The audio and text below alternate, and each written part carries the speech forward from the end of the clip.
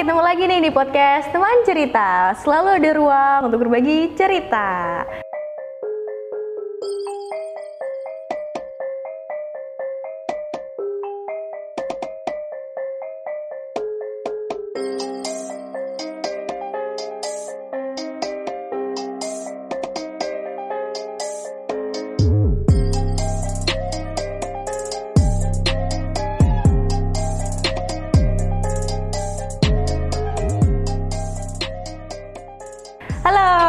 Kita ketemu lagi nih sama Kak Bia dari Korea yang akan bercerita lagi sama kita kali ini. Mungkin boleh kenal lagi nih, mungkin kemarin teman cerita ada yang lupa atau mungkin dia belum nonton, bisa dikenal lagi. Halo teman-teman, aku Pia dari Wiro Brajan dari Korea. Bodoh banget ya, guys, tak kenal lagi loh. Sekarang masih kuliah di psikologi UGM dan ya udah. Oke, Kak Pia lagi sibuk ngapain nih biar teman-teman cerita tahu kayak berarti Kak Pia tuh lagi gini makanya ilmunya tuh kok bisa banyak banget gitu. Mungkin bisa dijelasin. Ya lagi tugas akhir ya, ilmunya banyak loh, itu lagi tugas akhir. Terus sama sambil kerja juga di Cicilism. Kalau misalkan teman-teman tahu ada influencer yang bergerak di Comprehensive Sexuality Education, ada orang namanya Cicil dan dia bikin organisasi pendidikan komprehensif tentang seksualitas, sering bikin webinar juga, jadi cek di Instagramnya @cicilism. Kalian promosi nggak sih? Oh iya betul, karena aku sering isi webinar di sana dan aku juga relawan PKBI, jadi kalau misalnya teman-teman butuh apa-apa, cus aja ke PKBI DIY. Benar sekali, ini lagi gabut, lagi ngapain langsung aja, pengen kenal lagi sama Kak Pia, atau nomor WhatsApp-nya langsung aja, terlihat di sana, oke? Oke deh, Kak Pia, hari ini kita mau ngomongin soal attachment. Sebenarnya aku tuh juga nggak tahu sih attachment, dari tadi kita ngomongin attachment apa-apa babel, aku tuh nggak tahu. Mungkin teman cerita juga nggak tahu sebenarnya attachment tuh apa sih Kak gitu. Aku cuma taunya attachment tuh di email. Nah, bisa dijelasin nggak attachment tuh apa sebenarnya? Lucu banget ya. Makasih, attachment itu sebenarnya kalau translate kasarnya sih kelekatan ya. Tapi mungkin kalau misalnya kita mau membicarakan dalam payung yang lebih besar, kita bisa ngomongin dalam lingkup afeksi mungkin ya. Jadi bagaimana kita berbagi kasih sayang sama orang dan bagaimana kita lekat sama orang tersebut dengan kasih sayang yang kita tukar tambahkan satu sama lain gitu ya. Berarti attachment atau kelekatan ini tuh harus sama pasangan as lovers atau bisa sama orang tua atau bisa sama temen sebenarnya? Bisa sama siapa aja. Attachment itu kan sebenarnya berkembang dari kita kecil ya, dan itu terdevelop ke orang sekeliling kita. Dan sebenarnya attachment itu tuh bentuk dari survival mechanism. Jadi kalau misalkan kita menghadapi, misalkan aku temenan sama kamu nih dan kamu ternyata mengancam, somehow kelekatanku ke kamu itu enggak yang terus aku bisa dekat sama kamu sepenuhnya, tapi aku akan jauh dulu nih, aku nggak lekat sama kamu, itu juga bisa. Atau itu pun kalau misalkan kamu pacar aku nih, meskipun kita udah komitmen yang kayak gimana, tapi kalau aku merasa kamu enggak aman buat aku mungkin enggak lekat juga sama kamu. Itu tergantung dengan siapa kita berinteraksi aja sih waktu itu. Berarti itu tergantung dengan siapa dan mungkin karakter dan attachment seseorang itu juga nggak sih? Berarti ada apa aja nih attachment tuh kira-kira kalau dari kalau dari ilmu psikologi dari basis psikologi gitu, sebenarnya attachment tuh ada apa aja sih jenisnya? Ada orang namanya John Bowlby. Dia mengembangkan teori ini sekitar tahun 1960-an kalau nggak salah. Itu ada 4. Teman-teman kita bisa belajar di Google juga ya, ada banyak. Ada yang pertama ada secure. Lalu yang kedua ada preoccupied atau anxious. Kadang-kadang ada 2 itu tapi sebenarnya sama aja. Terus ada fearful sama ada dismissive.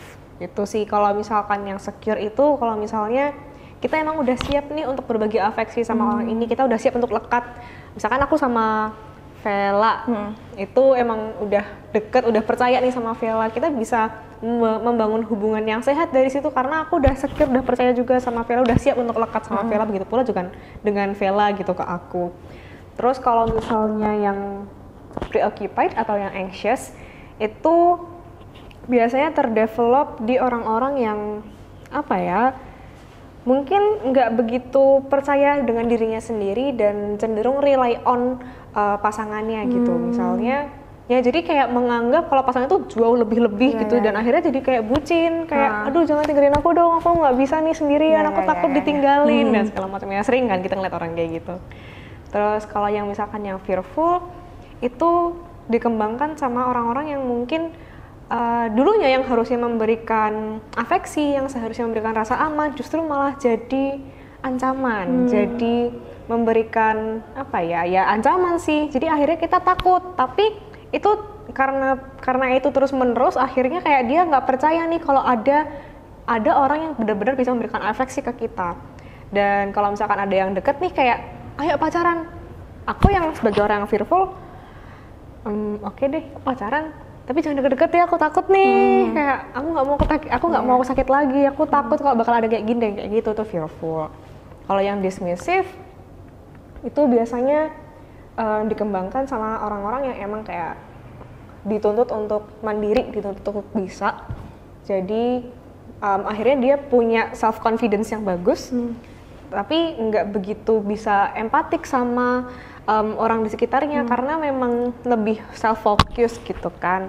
Dan tapi bukan berarti mereka cuek itu dengan sengaja ya, kayak pengen aku sengaja, misalkan kita mungkin pacaran nih, terus aku cuekin Vela biar dia sakit hati atau biar dia kenapa-napa, itu kan mungkin silent treatment nih jatuhnya. Tapi kalau teman-teman yang dismissive ini, dia cuek itu karena ya emang emosi tuh nggak ada di depan matanya dia gitu loh, kayak ya just off the table aja, dia nggak punya kosakata itu atau itu nggak ada di perbendaharaan perasaannya dia, jadi dia emang perlu untuk turning on his feelings gitu, belajar untuk bisa merasa lagi.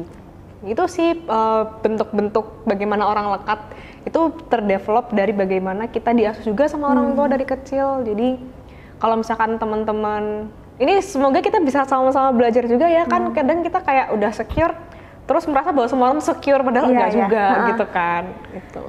Berarti misal keempat jenis tadi kan yang udah dijelasin kan itu terbentuk dari ya cara asuh gitu orang tua dan menjadikan diri kita ini sekarang menjadi seperti apa. Tapi itu bisa berubah nggak sejalannya waktu tuh bisa berubah atau bisa banget, bisa banget. Jadi memang ya kan bagaimana kita dikembangkan atau bagaimana kita dibesarkan sama orang tua itu punya pengaruh yang gede. Tapi kita juga bisa kok sadar bahwa oh ternyata aku punya blind spot nih di sini. Oh ternyata aku anxious orangnya, aku nggak bisa ditinggalin. Gimana ya caranya biar aku secure? Atau oh ternyata aku fearful, ternyata aku takut sama orang-orang. Gimana ya caranya biar aku nggak takut lagi? Itu juga bisa. Ada beberapa tulisan yang aku baca tentang ngomongin tentang ini juga. Pokoknya secara singkat, memang ada treatmentnya. Kalau misalkan emang udah terlalu banget yang nggak bisa dihandle sendiri, memang bisa minta bantuan ke profesional ya, kayak misalkan psikolog atau psikiater kayak gitu. Tapi kalau yang coba bisa dilakuin sendiri itu, misalnya yang anxious, yang tadinya bucin itu ya, kayak aduh jangan tinggalin aku dong, terus kayak kita ngasih makan terus lah atau apa, gimana caranya dia nggak pergi. Kita bisa komunikasiin nih, oh ternyata aku anxious, aku butuh untuk bisa sendiri lagi nih biar aku nggak manja lagi atau biar aku nggak ini lagi. Kita bisa perlahan-lahan sadar kalau kita clingy, perlahan-lahan kita kayak detach gitu loh. Coba yuk aku ditinggal, tapi kadang-kadang kan itu emang kayak nggak suka ditinggal gitu loh teman-teman yang anxious ini kan. Terus kayak karena udah aware nih, pertama kan aware dulu kalau emang punya masalah kan. Terus dikomunikasiin kalau ya udahlah coba pelan-pelan, kita nggak deket dulu tapi emang ada rentang waktu yang disepakati gitu loh biar kayak bisa belajar sendiri dulu gitu, misalnya buat yang anxious. Kalau yang fearful ini sebenarnya agak sulit sih teman-teman karena emang traumatis kan biasanya. Mungkin itu juga ada pengaruh dari bukan hanya dari pengasuhan tapi juga dari hubungan yang sebelumnya nih, misalkan kayak pernah ada di hubungan yang abusive gitu. Itu kan juga susah ya untuk bisa reconcile lagi itu kan. Dan caranya dengan tahu sih kalau emang punya trauma, tahu kalau misalnya emang punya luka yang perlu untuk diobatin dulu dan mencari ekosistem yang emang nggak banyak konflik, nggak banyak stresornya gitu, biar kita kayak oh aku mau sembuh dulu, oh aku mau diperbaiki dulu kayak gitu. Kalau yang dismissive sebenarnya teman-teman aku mau disclaimer dulu kalau dari 4 itu emang yang paling bagus kan yang secure ya. Tapi itu nggak semua orang tuh secure gitu loh. Di penelitian pun juga bilang kalau itu cuma 50-60% orang-orang yang secure. Coba tebak aku apa teman-teman? Ada yang bisa nebak ke aku apa? Dismissive. Iya. Aku bukan yang secure, aku pun juga masih dismissive gitu loh. Aku kayak dia nggak apa ya, dia kayak mungkin gampangannya cuek, tapi sebenarnya dia bukan cuek atas kesengajaan gitu loh, tapi emang karena dia nggak bisa apa tadi mensalurkan emosinya atau betul. gimana gitu. Dismissive tuh yang itu. Gitu. Dan apa namanya, caranya untuk bisa secure lagi adalah ya dengan belajar merasa sih. Dengan belajar, oh kayak gini ya rasanya dipeluk, oh kayak gini ya rasanya dapat kasih sayang, oh kayak gini ya ternyata aku butuhin. Dari awal kita merasakan dulu nih, oh tahu nih ada perbendaharaan emosi kayak gini, terus nanti kita coba menamai, oh ternyata aku butuh yang ini nih, oh ternyata aku suka nih sama yang ini, dan dari sana kita mencoba untuk mengekspresikannya. Kadang-kadang bagi teman-teman yang dismissive ngerasa kayak apaan sih, cringe banget, apaan sih aneh banget, apaan sih PDA di tengah jalan gitu, apaan sih gitu. Tapi coba deh dirasain pelan-pelan, dari sana mungkin bisa juga nih punya diskursus emosional gitu kan, jadi tahu gimana caranya ngomong dan bagaimana caranya kita bisa berbagi afeksi itu sendiri kayak gitu. Oke. Tapi kalau misal aku penasaran nih, kan ada 4 ini. Misal aku nih yang secure, terus apakah aku tuh akan selalu cocok bersama dengan pasangan yang dia juga secure, atau itu juga sebenarnya it's okay aja ketika aku punya pasangan yang mungkin dismissive atau seperti apa? Sebenarnya pada umumnya scientifically proven kalau teman-teman yang secure itu akan memilih orang yang secure juga. Kenapa? Karena orang-orang yang secure itu udah tahu nih butuhnya apa, udah tahu cara mengkomunikasikan kebutuhannya juga seperti apa gitu, dan pada akhirnya juga akan mencari orang yang kayak gitu kan, akan nyamannya sama orang yang kayak gitu. Tapi nggak menutup kemungkinan juga untuk mereka tertariknya sama orang-orang yang mungkin belum secure kayak gitu, juga nggak apa-apa, juga bisa, dan mungkin aja sih gitu. Oke, terus ini juga sih aku sempat kepikiran, kan tadi kita ngomongin attachment, beberapa apa namanya tipe-tipenya, terus kalau misal di kata lain bisa juga itu affection gitu dan afeksi. Nah, mungkin itu sama juga nggak sih sama apa ya, diperlakukan di treat gitu. Itu sama juga nggak sih sama love language atau sebagai macamnya itu? Oke. Sama atau enggak ya? Sebenarnya kalau aku rasa enggak sama ya, karena judul teorinya aja beda. Jadi itu teori teman-teman. Yang satu tadi ada teorinya Bowlby, yang attachment, yang love language ini teorinya Gary Chapman. Nah, kalau yang kelekatan tadi, yang attachment styles itu kan ngomongin tentang bagaimana kita lekat. Kalau yang love language itu ngomongin tentang bagaimana kita mengekspresikan atau bagaimana kita merasa disayang atau merasa perhatikan secara afeksional gitu. Kalau misalkan yang tadi punya Gary Chapman yang love language, itu sih bedanya.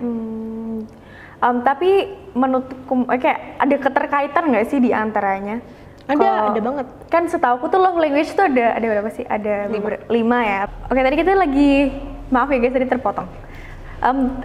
Kan kita tadi aku nanya nih, sebenarnya tuh affection sama love language tuh beda atau enggak? Jawabannya kan sebenarnya beda, tapi ada nggak sih kaitannya? Terus mungkin bisa dijelasin juga, tadi Mas Heri nggak tahu nih love language tuh apa gitu, mungkin bisa dijelasin gitu kan.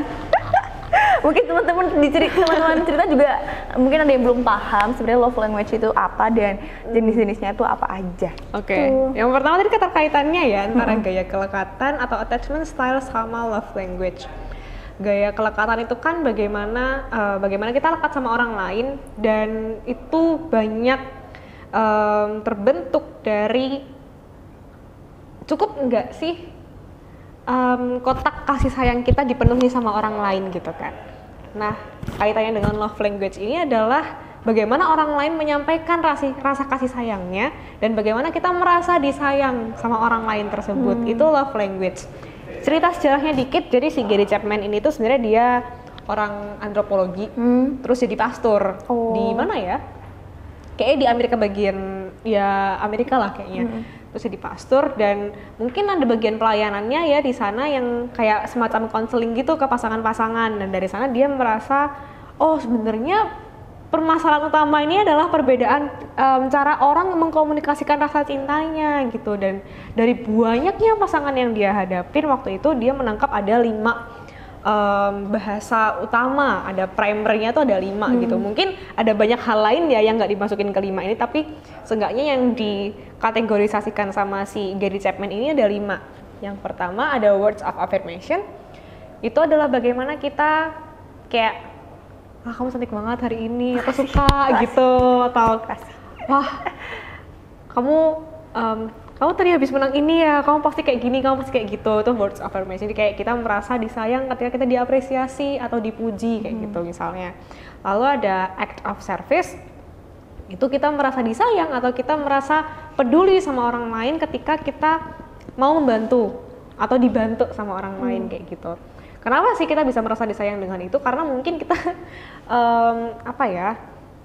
kita merasa ketika dibantu tuh, oh ini dia udah meluangkan tenaga nih, udah dia tahu, oh dia membayangkan bahwa kondisiku lagi butuh bantuan gitu. Kita merasa disayang dengan itu. Lalu yang ketiga ada quality time. Quality time ini adalah intinya enggak disambi. Jadi bener-bener fokus cuma kita berdua doang, nggak main HP, nggak ada apa. Kita bener-bener kayak cuma dipantengin dan ya dengan meluangkan semua energi untuk kita sendiri, itu kita merasa disayang kayak gitu. Lalu yang keempat ada physical touch. Ada orang-orang yang merasa disayang dengan dirangkul, dituntun gitu, terus kayak dipeluk, akan lebih banyak kebutuhan afeksinya ketika dipeluk misalnya, atau mungkin digandeng, atau PDA itu public displayed attention-nya di jalan gitu, dia juga merasa disayang dengan itu. Lalu yang terakhir ada receiving gift. Itu orang merasa disayang atau kita merasa menyayangi orang lain dengan kita berbagi, kita ngasih barang. Kenapa sih kita bisa merasa disayang dengan itu? Karena kita membayangkan orang lain udah meluangkan waktu untuk riset. Kira-kira orang ini suka apa ya? Kira-kira dia akan suka ini apa enggak ya? Kira-kira apa nih yang dia banget? Terus dia ke mall, jalan, menghabiskan waktu dan tenaganya buat itu, dan itu kita merasa disayang dengan itu. Itu sih tentang love language. Oke, berarti kan tadi kan love language kan gimana sih rasanya, cara kita merasa kita ini disayang gitu. Nah, pertanyaanku adalah sebenarnya itu tuh bukan penyebab ya, yang membentuk itu tuh apa sih? Aku pernah lihat juga soalnya di TikTok, lagi-lagi ini TikTok aku nggak tahu. Katanya love language seseorang itu berdasarkan apa yang dia waktu kecil nggak dapat. Gitu. Itu sebenarnya benar atau enggak, atau sebenarnya apa sih yang membentuk love language kita ini, dan apakah juga bisa berubah gitu setiap orang? Menarik sih. Kalau sebenarnya aku belum baca yang lebih jauh, aku juga belum baca bukunya si Gary Chapman, tapi kalau sebayanganku sebenarnya love language itu kan bisa berubah-ubah ya. Mungkin kita sekarang merasa disayang dengan dirangkul kayak atau mungkin beberapa waktu kemudian kita merasa disayang sama pasangan kita yang ini juga, yang sama juga, ketika kita dikasih hadiah terus-terusan kayak gitu. Itu bisa ganti-ganti. Nah, kenapa bisa ganti-ganti? Karena kebutuhan kita juga berubah. Saat itu mungkin kita LDR, begitu ketemu udah cuma rangkul-rangkulan aja, terus nonton Netflix dempet-dempetan sambil makan, sambil nonton apa gitu, sambil rangkul-rangkulan kayak gitu. Tapi mungkin setelah udah ketemu sekian lama bosen kan, kayak aku udah biasa banget lah sama physical touch gitu. Sekali-sekali kamu beliin aku hadiah, itu kan juga bisa kan kayak gitu. Sebenarnya itu tuh bisa ganti-ganti tergantung kebutuhan kita apa. Kalau misalkan mau bilang itu dari orang tua kita dulu ngasihnya apa, aku nggak akan bilang kayak gitu juga sih, karena sebenarnya kita tuh emang punya primer dari 5 itu ada satu yang dominan di rentang waktu tertentu. Tergantung kita butuhnya apa, kita ngerasa pengennya diapain waktu itu. Tapi kita semua tuh speak these 5 languages. Jadi kita tuh sebenarnya bisa deliver kasih sayang kita dengan 5-5-nya, dan kita juga bisa merasa disayang dengan 5-5-nya. Kayak gitu aja sih, cuma tergantung intensitasnya. Kadang-kadang gedean yang ini, kadang-kadang gedean yang itu, kayak gitu. Iya bener banget guys, ini aku pernah download aplikasi ini, bukan iklan. Namanya Love Nude, tau nggak? Jadi kayak dia tuh ngetes sebenarnya kamu saat ini tuh love language-nya cenderung di mana, dan itu connect ke aplikasi pasanganmu. Jadi kayak tiap hari kamu bisa berubah dan dilihat persen. Sumpah aku ada, nggak bohong aku, sumpah. Oke. Tapi itu akan lebih enak gitu ya ketika ada aplikasi gitu. Kayak, oh pasanganku nih sekarang lagi physical touch-nya lagi tinggi nih, berarti aku harus sering-sering meluk atau dia mungkin lagi pengen dikasih gift gitu. Itu dengan aplikasi. Nah, yang aku penasaran tuh juga misal nggak ada aplikasi, gimana sih cara kita mengkomunikasikan itu ke pasangan kita? Kayak kadang kan malu nggak sih, mungkin kayak malu kayak aduh aku tuh pengen banget dipeluk tapi kayak kenapa sih kamu nggak peka gitu. Nah itu gimana cara mengkomunikasikan love language kita atau menyamakan lah supaya kita sama-sama merasa disayang kayak gitu. Cara mengkomunikasikannya ya dikomunikasikan sih, karena gini ya teman-teman, tadi sempat disebut juga sama saya tentang kamu tuh nggak peka. Aku mau mengencourage teman-teman di sini untuk tidak menjadi cenayang atau berharap pasangan kita adalah cenayang ya teman-teman. Jadi kita perlu untuk bilang, aku butuh ini nih kayaknya, atau aku suka banget nih diginiin, bo lagi dong sekali lagi gitu, boleh nggak? Atau mungkin kalau misalkan kita lagi pengen dikasih hadiah nih, kita kasih hadiah dulu gitu kayak. Mungkin pacar kita akan tanya, kamu kenapa ya kalau kasih hadiah? Aku pengen kasih hadiah juga. Itu juga nggak apa-apa kan, kayak lucu-lucuan aja. Kadang kalau misalnya emang kita intimate sama pasangan kita kan juga malah lebih enak kan buat ngobrol kayak gitu. Berarti apapun perasaannya, apapun yang diinginkan tuh emang lebih baik diomongin ya. Betul. Karena menerka-nerka atau menyuruh pasangan kita jadi cenayang tuh juga jatuhnya nggak bakal berhasil juga. Betul. Gitu. Oke, Pia. Tadi kan kita udah ngomongin 5 love language dan segala macamnya. Nah, tadi barusan ada nih yang cerita gitu, yang cerita bahwa ya misal anggap aja aku deh, misal aku nih love language-ku adalah physical touch. Terus misal kamu ini words of affirmation.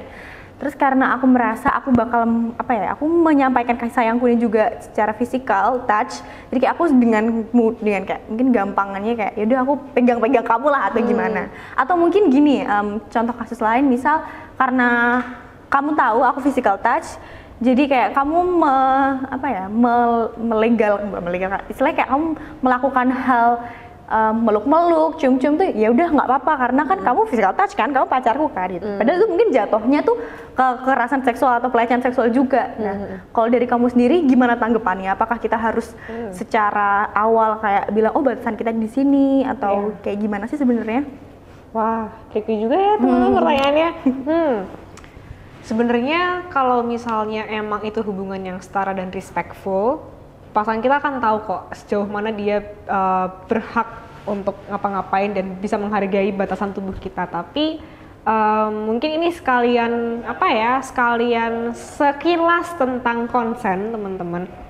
Mungkin bagi teman-teman yang belum tahu nih atau belum banyak dengar tentang konsen. Konsen adalah pemberian izin. Persetujuan, pemberian izin buat orang lain ngapa-ngapain ke kita. Nah, sebelum kita ngomongin konsen, kita perlu tahu ada yang namanya personal boundaries. Batasan personal kita tuh seperti apa. Tapi perihal konsen ini, mungkin kita akan ngambil salah satu personal boundaries itu physical boundaries. Ada orang yang segini tuh ngerasa nyaman-nyaman aja, tapi ada yang kayak, aduh kok deket banget ya aku takut gitu. Itu bisa terkait, agak kepanjangan bentar, tapi ini brief bentar ya teman-teman. Ada yang tentang seberapa dekat, ada yang tentang kalau dia sedekat ini nggak apa-apa, tapi kalau kalau pacarku sedekat ini nggak apa-apa, tapi kalau orang lain sedekat ini aku nggak mau, kayak gitu. Bisa beda-beda banget. Nah, konsen ini adalah tentang bagaimana kita memperbolehkan orang ngapa-ngapain ke diri kita, kayak gitu. Perkara yang tadi ada orang yang merasa atau dia sebenarnya pengen nih ngerasa kasih sayang, menunjukkan kasih sayangnya ke kita dengan cara physical touch gitu kan. Kalau memang itu dilandasi dengan kasih sayang, dia harusnya mendengarkan atau melihat kira-kira pasangannya ini sedang sedang bisa atau enggak nih untuk diberikan afeksi dengan cara itu gitu. Dan kalau misalkan kita ngomongin konsen, itu kan ada lima unsur lah ya, ada 5 unsur. Yang pertama, ada freely given. Singkatnya FRIES ya teman-teman, FRIES. F itu freely given, alias itu emang diberikan secara sukarela, ikhlas saja gitu. Kita nggak dalam pengaruh alkohol, kita nggak dalam pengaruh tekanan, nggak diintimidasi, nggak dalam relasi kuasa tertentu. Yang kedua, reversible, alias ketika kita misalnya awalnya iya nih boleh nih kamu pegang-pegang aku, meluk-meluk aku, tapi lama-lama aku merasa nggak nyaman. Kita bisa nih kayak bilang, kayaknya nggak nyaman deh, kayaknya nggak deh, jangan dulu deh, jangan ya, nggak usah ya, gitu juga bisa. Terus I-nya informed, alias mungkin udah tahu nih ekspektasinya kalau misalkan kita mau mungkin berbagi afeksi secara fisikal gitu kan, terus kayak udah tahu nih arahnya kemana, tapi ada fase-fase tertentu, kegiatan tertentu yang kita kok kayaknya aku nggak menyangka akan ada ini ya, terus aku nggak suka nih, aku nggak menyangka ada hal ini dan ini nggak terinformasikan sebelumnya, dia nggak tanya kamu nyaman nggak kalau aku kayak gini gitu, dia nggak menginformasikan ke aku, itu aku juga boleh nih untuk bilang enggak gitu. Lalu yang keempat ada enthusiastic, alias konsen itu hanya diberikan ketika kita emang antusias, emang kita pengen itu dan emang itu yang kita mau, bukan karena kita diminta terus kayak kita cuma diem aja terus orang itu menganggap kalau itu iya, atau kita cuma ya deh boleh terus orang itu menganggap, lah kan kamu udah bilang iya, lah kan aku nggak antusias, kita juga bisa gitu bilang itu nggak konsensual. Selama yang terakhir ada spesifik, dipeluk bukan berarti kita iya dipeluk bukan berarti iya digrepe, dicium bukan berarti boleh dibawa ke kamar, kayak gitu sih. Jadi emang konsen hanya diberikan pada hal-hal yang spesifik dan emang kita tahu. Nah perkara yang tadi melegalkan perilaku tertentu yang nggak respecting ke pasangannya dengan dalih itu physical touch, aku akan menanggapi itu sebagai hal yang ya dia emang nggak respect ke pasangannya sih, itu bukan kasih sayang, itu bukan love language, love dari mananya kalau kamu nggak respectful. Itu sih kalau aku. Wow, menarik sekali guys. Kita jadi tahu nih gimana kita kita tahu istilah attachment, tahu love language, dan sebenarnya mungkin tadi nyerempet-nyerempet dikit ke batasan gitu ya. Makasih banyak ya sekali lagi atas sharing-sharing dan ceritanya. Tapi sebelum aku closing mungkin bisa pesan lagi nih ke teman-teman cerita di luar sana. Silahkan. Ada dua ya teman-teman, seperti biasa. Yang pertama, aku masih belajar banget, jadi aku rasa mungkin ada beberapa hal yang baru buat teman-teman atau itu nggak sesuai dengan teman-teman. Aku harap ini bisa diterima dan aku mengembalikan itu kembali ke nilai yang teman-teman anut dan teman-teman percayai. Lalu yang kedua, di sini aku sifatnya memantik tentang tadi ada attachment, ada love language, ada personal boundaries, dan ada consent. Aku harap itu bisa dikembangkan lagi sama teman-teman dan kita semua bisa terus belajar biar semakin keren lagi dalam kita membangun hubungan yang sehat sama pasangan kita. Oke deh, makasih banyak sekali lagi Pia. Dan seperti biasa closing ikutin aku ya. Oke, buat teman-teman cerita jangan lupa buat like, comment, subscribe, dan share ke teman-teman kalian supaya podcast ini semakin berkembang dan juga kita bisa belajar bersama-sama lagi. Oke deh, segitu dulu podcast hari ini. See you, bye-bye.